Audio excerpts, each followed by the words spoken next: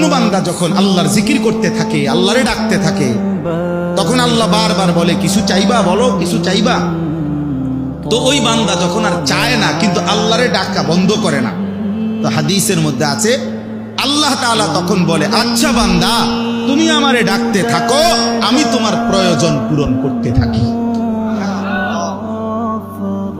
মান শাগালাহু যিকরি আন মাসআলাতি আ'তাইতুহু আফদালা মিম্মা উ'তিয়াস সাইলিন।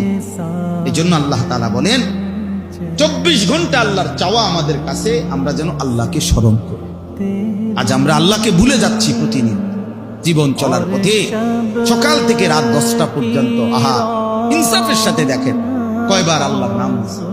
যুবক ভাই, তোমরাও দেখো, ছেলেরা, বাবা, আস্থা জলজ্জান্ত একটা মানুষ তুমি, মুসলমানের বাচ্চা, কিন্তু সারা দিনে 8 ঘন্টা 10 ঘন্টা 12 ঘন্টা চলে যায়, একটা বার একটা সেজদাও না, একটা বার আল্লাহর নামটা মুখে আসে না।